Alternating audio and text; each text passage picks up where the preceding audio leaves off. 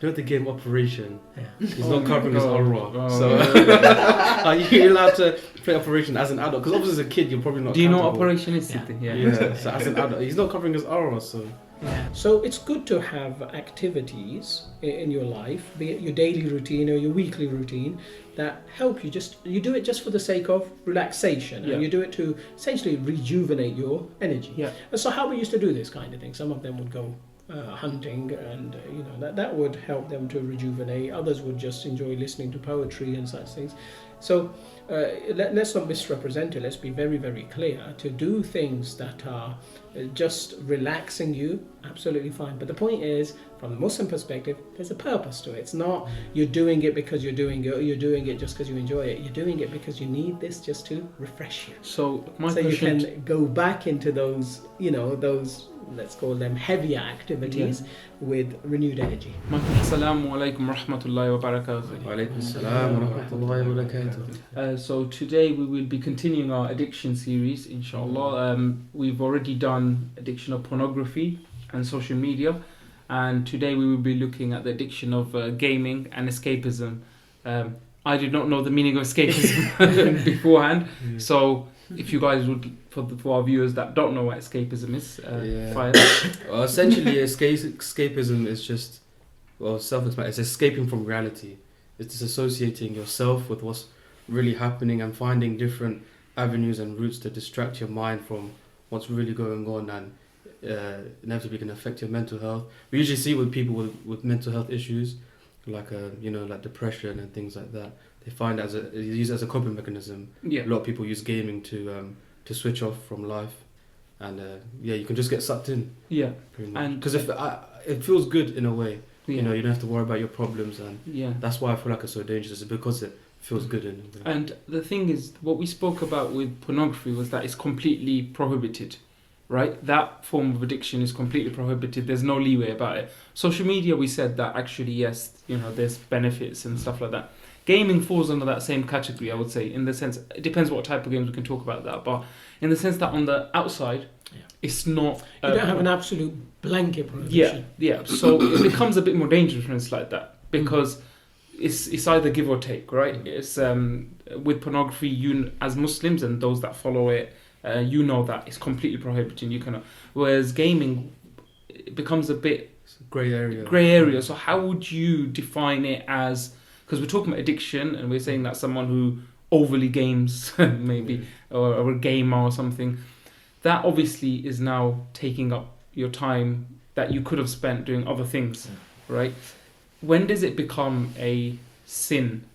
It becomes a sin. Obviously, it could be sinful depending on the nature of the game. There's music in it, or nudity in it, or those kind of things. That could make it sinful. But if there's no such problem with the game, then it becomes sinful specifically when it results in you foregoing your obligations.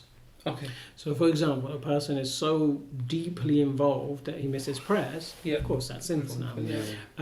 Or a person is so deeply involved that he's not spending any time with his family. Okay? If he's married, he has to spend time with his wife or his children. If he's not, still has to spend some time with parents, for example, and even siblings. So if he's so engrossed that he's not fulfilling these religious obligations, then it's going to be sinful as well. And there are other obligations as well. Study Islam, for example, that's an obligation.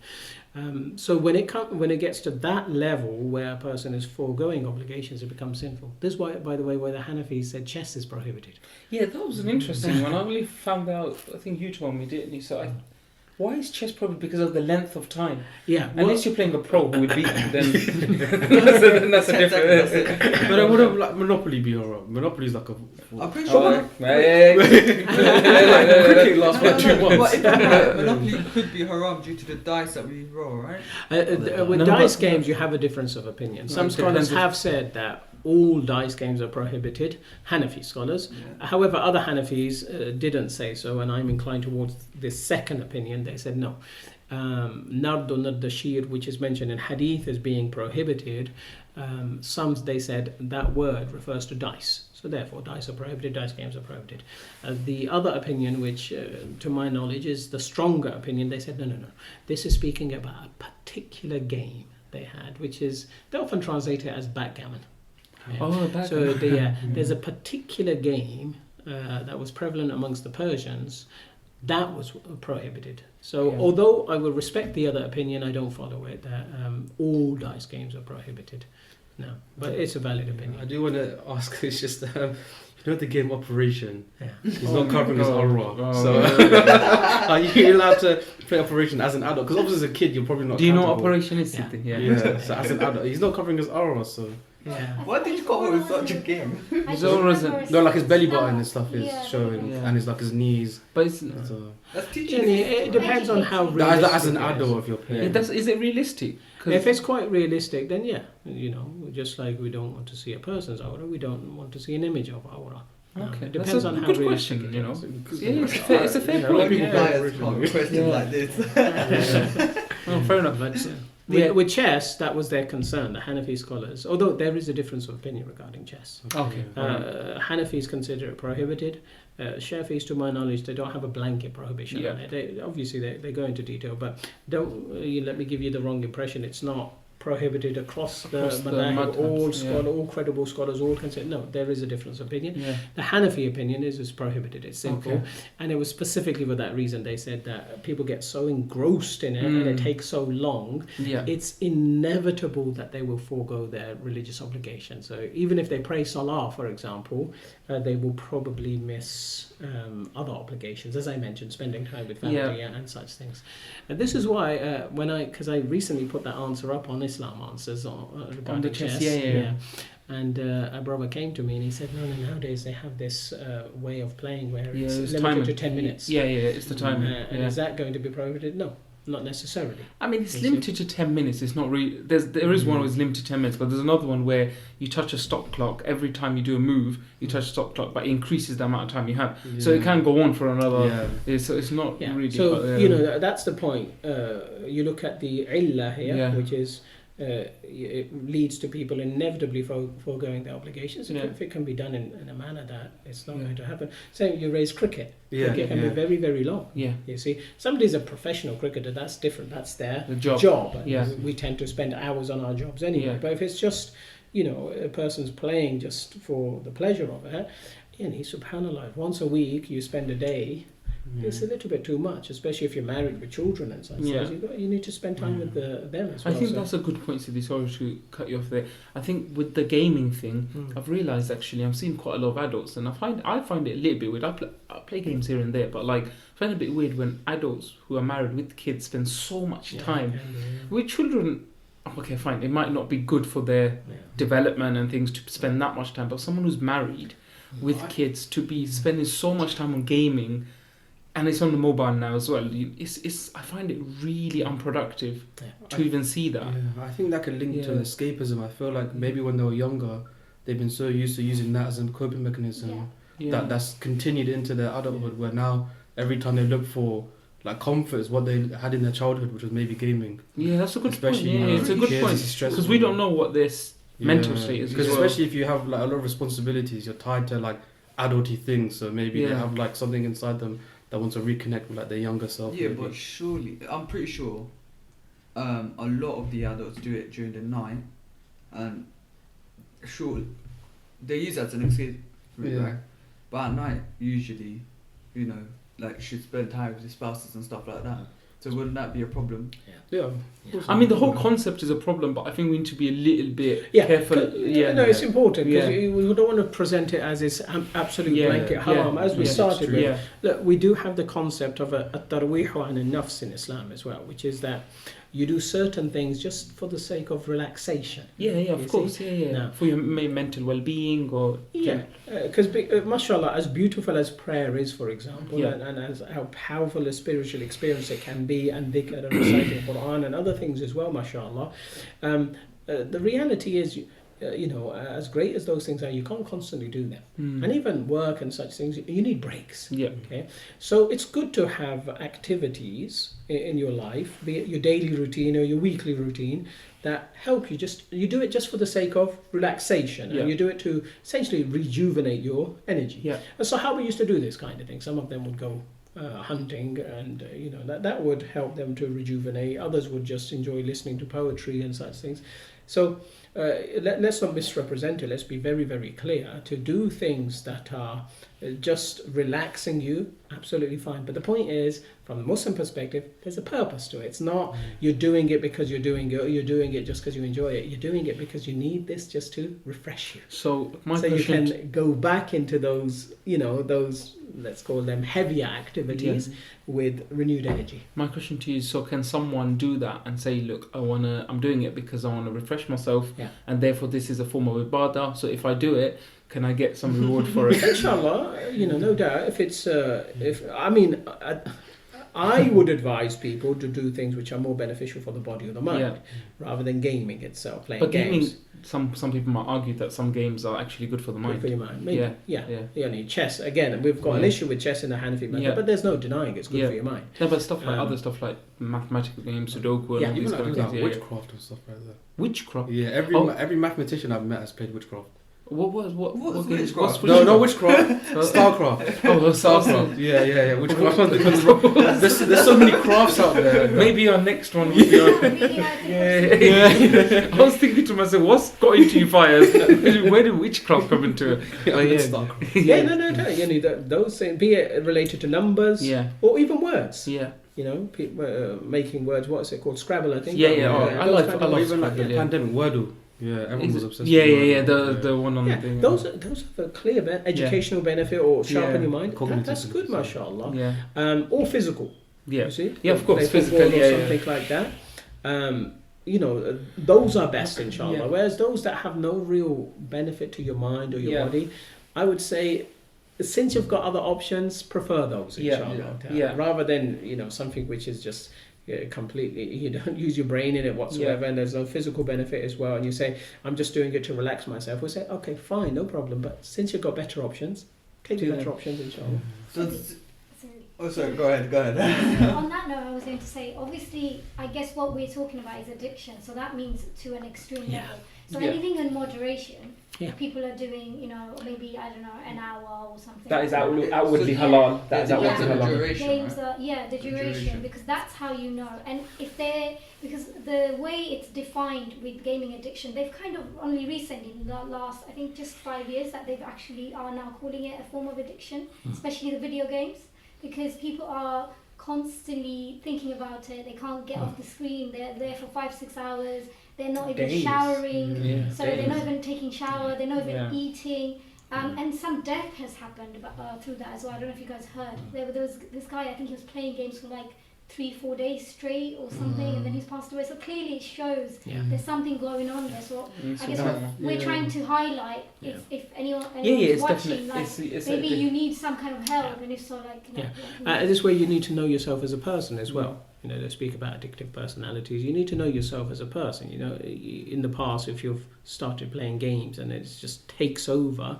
then no, that's not your tarweehan enough. That's not your recreational activity. You do something else. You see, so that's where people need to know themselves as well, know what works for them and what benefits them, and what's actually going to be a fitna for them. It's going to be a temptation for them. Yeah, I'm pretty sure that if I'm right, like when you are playing games, there will be also a sense of dopamine flooding your brain, so it gets you happy and everything. Reward, it's a rewarding. I mean, if you're doing well in the game, especially when not losing on FIFA. But I'm pretty sure as well. Like, say they've been playing for hours, and like, say it's a teenager, he's got GCSEs, just an example, and his mom tries to say, "Oh, get off the game." There's actually more sense of an aggression towards the mother because he don't want to get off the game. That's where, like, Islamically, that's wrong, right? And there's a sense of responsibility to parents, isn't there? In order to help children moderate from the beginning, because that could then go out towards like them now when they have that control when they're 14, 15, 16, where they're now taking control of their lives. They have a moderate pass where they can look and say, okay, this is how I did it, and it's moderation, and there's a reason why I did it in moderation. Like, how would you advise parents? No doubt parents need to be observant of that. They need to be careful that any activity that the children are involved in. It's an easy thing to do, isn't it? Like just to give your kids, you know, take this. and then we've got so they'll shut up for like 10 hours. Yeah, That's all parents care about now. Yeah, so that's the thing. I see it. That's what I'm saying. Yeah. Like, no, give him the iPad, he'd be quiet for like 3 hours. Yeah, no, parents need to be strict on this kind of thing. You know, manage it, inshallah. Yeah. Have a particular time and then stick to it, inshallah. Yeah. Ta'ala. And again, you know, you help yourself and children have a range of activities. Yeah, I was about to say that. See? Yeah, not just. And normally, this is the beauty of, I've mentioned it a few times now, tarwihan in nafs, this concept of having recreational activities. When you do them in moderation, there tends to be greater reward and fulfillment, but even greater enjoyment as well. Yeah. You see, you're working hard, okay, and then you take out 10 minutes, 20 minutes, half an hour, whatever it is, to do this relaxing activity. You'll probably enjoy it a lot more. Yeah, it's true. And you'll achieve more in your life as well, and it's going to be more fulfilling. Whereas if you spend all day, and the most people, I don't know about addicts, but most people, if they spend their entire day on something which is essentially a waste of time, they don't feel great. No. You see, they feel like they've it's wasted their time. It's kind of never ending. It's you don't you're not looking forward to the next time to do something for an hour or half an hour or something, because it's like you're just doing it. It becomes a bit like a norm, and it becomes quite boring. Yeah, that's the point. That's the point. You do it in moderation. It's not boring. Yeah, and it's a reward. Yeah, and you look forward to it, and it rejuvenates you for other activities, and you can enjoy those other activities. This is, mashallah, the blessing of Allah subhanahu wa ta'ala. Allah subhanahu wa ta'ala in our deen has blessed us with a range of activities. You've got all kinds of things going on. You spend time with your family, you spend time at work, you have spiritual activity, you have mental activity, you study, for example, you have activities with your body. There's such a range, you see, and everything is done right and in moderation. A person feels fulfilled.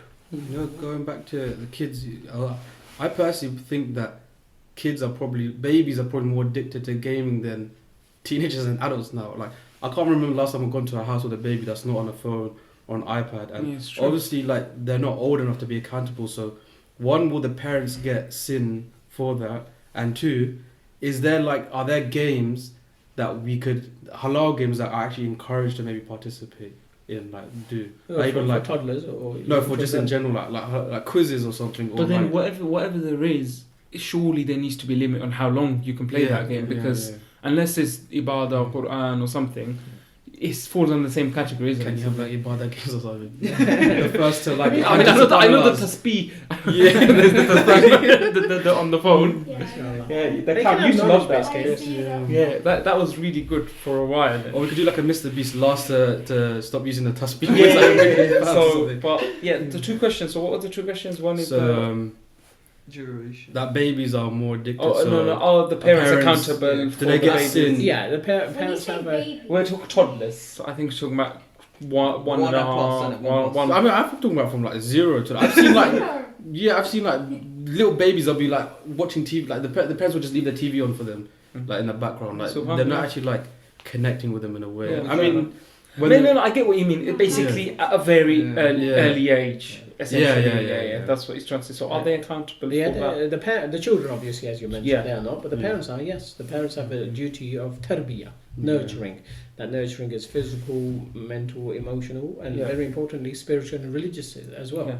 So, yes, they may well be. You know, if they're doing something which is clearly going to be detrimental to the child, yes, they will be sinful. And is there anything that you know of, Siddi, that maybe like a halal substitute? Or a realistic substitute. You know they show Omar and Hannah on something. Yeah. What is that one? There's a YouTube. So I think they have started creating more. Yeah, my baby watches that. I was going to say Islamic. Yeah, my baby watches that. But do they have games based on that? No, not to my knowledge. It's just it's just a series or it's just a cartoon. They're teaching things. And I guess babies aren't using it as escapism. They're doing it because their parents are. I think. But again, you got to manage it. You know, you can't be on it all day. You got to manage these things, inshallah. I was going to say that. Surely, as parents, you guys actually should try and create a bond with your child from the start, and actually like do stuff that will probably actually enhance their intelligence. I think the point is like they should try doing it, but we don't really know the full extent of every parent. It's not easy. I don't think being a parent, so it might be hard, right? Because because most parents nowadays both of them work. Yeah. So it can be a bit tricky and Still create as a that. parent, and you can ask. Yeah. Okay, so alhamdulillah. What kind of advice would you give to parents that struggle, that want to create? Because most people, they don't want to give their kids to in front of a TV, but they just know that if they do, they will eat, for example, or it'll be convenient. So what advice would you give? Can I just add on that, just to create a scenario? So let's say there's a sister X, for example, and she has to obviously do all the stuff at home, and maybe I don't know, she's up from 9 in the morning to whatever, I don't know, and then on that scenario, if you add the husband playing games for like 6 hours, so what does she do at that point? Because obviously she needs to, there's maybe 2 kids, and how does she like entertain and cook and all of that, and what would she do? That's one scenario. I've created a second one. It's not going to be the opposite, by the way. It's not going to be a brother cooking and then a sister. The second scenario is that alhamdulillah, both the brother and sister, they are actually doing their duties, i.e. either they're working or whatever, but they just haven't got the time to look after the child because they are having to uphold and do these commitments. What advice would you give them, because they don't want to give their child to in front of a screen and stuff? So I'll answer the second one first. This is where it comes to priorities. Your child is a massive priority in your life. If it means you have to work a little less, or maybe one of you, or the mother, for example, works part-time rather than full-time, you have to try and do something like that. Why? Because the kind of material things you have in your life, those are not so important. So a person says, look, okay, fine, if I work less hours, for example, I can give more time to my child, but I can't afford this new car that I want, or I can't afford the really expensive things that I want in my life. We'll say, khair, inshallah, make the sacrifice for the sake of Allah subhanahu wa ta'ala. That's not always the case. Sometimes people are, working incredibly hard and just making ends meet. That's what I was about to say. It's actually like that is probably sometimes the more realistic scenario. In that situation, then, obviously we need them to do as much as they can with the children. But this is where, alhamdulillah, in Islam, we always encourage to you keep close, strong bonds with our family. You see, and then maybe if they really are restricted with their time and they're just about making ends meet and they're working every hour they can just about to make ends meet, maybe the family can help out. You see, the grandparents of the children, maybe they can come and help out and such things. So you need to find a way, because you can't just neglect the child, can't you? You just watch television for the entire evening and we're busy with what we're doing. You can't do that. So you use different means, inshallah. Sometimes it might even come to a point, you live in a particular place, say London. It's very, very expensive. So you do have to work incredibly hard just to make ends meet. Maybe if you live somewhere else, you were to move. It's not easy. I accept it's not easy, but this is why I started off by saying priorities. You see, maybe you move somewhere else where you don't have to work so hard and you don't have to work so many hours. Subhanallah, it's tough, but if you have the right intention and you keep looking for a way, Allah subhanahu wa ta'ala tells us that as for those who fear Allah, Allah Most High finds a way for them. Subhanallah. And going to the first scenario, which Sadia said, where the husband is just hours and hours on, this is wrong. That's where he's going to be sinful. He's sinful there. You can't spend 6 hours just playing games when you have a family. Also, he becomes sinful then, because he's going back to the initial point where his obligations is foregoing. Can that be a form of oppression? It is considered one. Whenever you're failing in the rights of other people, that is, in Arabic we call it a dhulm, which is oppression. That's serious. That's really very serious. I think people need to... Is there a hadith about angels cursing someone who oppresses a woman, I believe? I'm not sure. You know what? I was researching about that. I don't think that's authentic. That's what I was going to ask if you there's a hadith which speaks about a woman not fulfilling the right of her husband and she's cursed. Now, and obviously that goes both ways. Just because you have a hadith in one direction, it doesn't mean it doesn't apply to the other as well. Now, you have these narrations, but just from a broader perspective, some scholars have ranked sins into 3 broad categories. They say the worst crime and the worst sin is kufr and shirk. Yeah. No doubt, everybody knows that. But then the second one is sins that involve other people, because that is oppression. Yeah. When you're not fulfilling the rights of others, you are oppressing that person. And then the third category is sins between you and Allah. Yeah, subhanahu wa involving ta'ala. yourself, yeah. And there's no undermining of the third. You know, for example, missing salah. Missing salah is a big problem. It's a kabira, but it's between you and Allah subhanahu wa ta'ala. You're not harming another person. Because someone say though, you're missing salah is paining me so much. Because would that then become?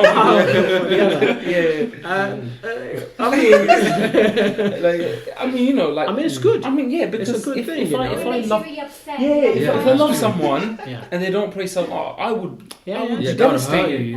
I'll be devastated. So that's a good thing. It still doesn't raise to that. We can still say you're oppressing the person, but the sentiment is good. It's important, inshallah. You know, you shouldn't be indifferent to whether your spouse prays or not, or your brother prays or not, or your sister prays or not. You should be indifferent to it. Feel that. You should feel it.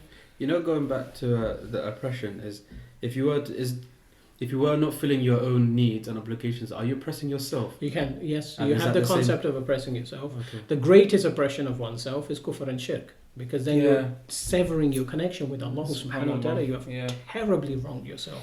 But other things as well, yes, you can oppress yourself. Now, if you're not, having enough rest, for example, the Prophet sallallahu alaihi wasallam used to tell people who used to, for example, Sahaba who used to worship all night, used to tell them to sleep some of the night as well. And he sallallahu alaihi wasallam used to say, indeed, your eye has a right over you. And those who would fast every single day, the Prophet sallallahu alaihi wasallam would tell them not to fast every single day and say, indeed, your body has a right over you. And then, indeed, your spouse has a right over you. I was going to say, gaming wise, Call of Duty, FIFA, GTA is very in the nudity part. Call of Duty, very violent. Them sort of games, I know a lot of Muslim Umar do participate, like play them games. The killing and the shooting. Yeah, killing, shooting, you know, it's for fun that a lot of people play it. Especially parents will buy it for the kids out under 18 as well. Because they have ratings as well. The games do have ratings. I mean, if there's nudity in it, then that's a non-starter. What about the killing ones? It depends, you know. If it's just a bit of fun and not too realistic, and it doesn't have really realistic negative connotation, then no issue, inshallah. Whereas if it's maybe too graphic and it has negative impact on people, then it may well be wrong. This is where we have to look at the harm that it causes, rather than a blanket ruling. We won't give a blanket rule. If in a game you're killing people, it's necessarily wrong. Not necessarily, but we have to look at the details of exactly what's going on. Now there are research that specifically looks at violent games and there's some really especially if you're young, because your brain is, you just consume whatever, you know, you learn from it.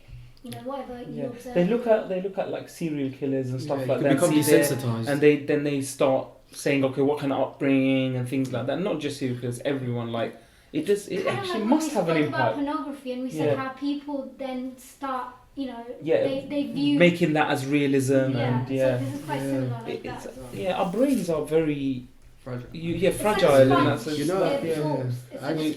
We need to be careful. Like if you're going to game and do it at such great hours, it's, you know, it's going to have some impact on your... that can be monitored and looked into, inshallah. And that's where we defer to the experts. If experts are saying, look, this particular game causes this issue, then fine, we'll consider that, inshallah. You know, we should be reluctant, though, to give a general overall prohibition that whenever you have a game in which you're killing people, it's necessarily wrong. It depends. You have to look at the details of it, inshallah. And again, you know, if it's a war strategy game, etc., there might be some benefit in it. This is why, although once again the Hanafis didn't like chess and they had issue with it, but those scholars who are pro there's a chess, tactical affair. There's a tactical aspect to it, and it can relate to war strategy as well, which is important. You know, nowadays many countries in the world, and famously the US, they have universities where they study war strategy. See, so that's also very important, inshallah. So we have to be careful not to be too blanket about it. But yes, this is where we defer to the experts when they say this particular game clearly has this negative effect. It makes people violent. It makes people fail to appreciate how the reality of harming people, and they just see it as a game. Then we'll say, no, this is wrong. This is prohibited. Yeah. So like Call of Duty zombies, isn't it? Like, so Yeah. can you say no to that? Because surely, if there's ever zombies in this world, you could just kill them. I mean, I don't even know what to say with that. Zombies, but Zombies might be friendly, you never know. yeah, zombies is we've been. Anyways, Just tell them to do Yeah. shahada, innit? But, So that's after that. of course, alhamdulillah, dawah. But, You know, with escapism, this might be quite a dangerous statement to make, so please correct me if I'm wrong. So obviously, like, inherently, people use escapism to escape from reality, which is the dunya, which essentially is like anything materialistic, anything attached to this world. And essentially, like, Islamic escapism is using Quran and prayer to escape from the dunya as well. So essentially, they're on like a similar, they've got the right idea in a way. I think Etikaf would be a good example. Yeah, so if you like, is there a way to translate your escapism to Islamic escapism, because you're still escaping from the dunya and the worldly things? Ultimately, look, if a person's playing games for hours on end because they're struggling to cope with what's going on in their life and the hardships, etc., we'll say, hey, no problem, inshallah. We appreciate that. Life can be very hard, but it will be genuinely made easy, and you'll be given greater success in it if you detach from it in a spiritual manner. You know, mashallah, spending an hour playing this game might bring you a type of relief, but it's nothing like making sajda to Allah subhanahu wa ta'ala. You make sajda to Allah subhanahu wa ta'ala with your heart and your soul. That will bring you a relief that this game can never bring. You see, you make dhikr and you're doing it again with your heart and your soul, and you're really engaging in it. That will give you, not only, you know, take you away from the hardships of dunya, but it will give you a type of strength. And give you tawfiq, inshallah, that will facilitate things for you. So, yeah, I can appreciate, you know, a person might want to escape the hardships of life, but there are just superior ways of doing it. Games and such things are, again, they should be used for tarwih al-nafs, you know, just something to rejuvenate your energy and such things, and rather than something to take you away from the hardships, because, you know, taking you away from it there usually leads to neglect. yeah. Whereas when you do it in a spiritual manner, when you come back to it, you have more energy. It's more healthy. Yeah. It's more healthy, and you'll probably do things a lot better as well. Yeah. But at the same time, the stress is decreased. Yeah. Because you're connecting with Allah subhanahu wa ta'ala, and you remind yourself, ultimately, whatever happens is by the decree of Allah Most High. Yeah. Okay, so we just have a few minutes. I was wondering, is it okay if I ask one of the last questions? Or did you Yeah. I was just wondering, what advice would you give to somebody, whether they're a brother or sister, whether they're a teenager watching, or they might be, you know, somebody in their 20s, 30s, 40s, or plus, whatever it is. What advice would you give them in the sense of, like, now they recognize this is a problem? So as we spoke about earlier, this, you know, we don't have any issue with moderation, and as long as it's halal things that they are, you know, engaging in. But if it is still halal things, but it is going over certain hours, we're calling that more of an addiction. So what advice would you give them to maybe get some kind of help? Or no doubt. Whenever things are extreme and a person can't manage it themselves, no doubt they have to go to the experts. And this is a blessing. Alhamdulillah, it's a huge blessing that we have Muslims in these fields. And it would be better still if we have Muslims who have some knowledge of Islam. But yes, absolutely, whenever a person has a problem with addiction or mental health or these kind of things, and it's difficult, the person has tried and just can't overcome it, no doubt, we're going to ask them to reach out and to seek help and see it as a blessing. It's not weakness. No. It's taking the means that Allah subhanahu wa ta'ala has provided for you. Absolutely. We're going to say, it's too difficult for you, reach out, seek help. I think on that, alhamdulillah, it's a good point to end. Some good advice. I think that relates to any form of addiction as well, and not just gaming. So inshallah, alhamdulillah, it's been a really good discussion. We've gone from witchcraft to escapism, but alhamdulillah, I think we're going to continue with our series. I'm not sure how many forms of addiction we have, but we'll get back to it. Inshallah, the series of addiction will continue. Do let us know if you have any feedback regarding anything. It would be really good. And follow us, Ibrahim. Yeah, don't forget to like, subscribe, and share. Yeah, inshallah. Alhamdulillah, we're doing quite well. Thanks to yourself, Thank you. of course, and obviously all praises to Allah. Alhamdulillah. Thank you so much for joining again, and inshallah we will see you again next week. Assalamu alaikum wa rahmatullahi wa barakatuh.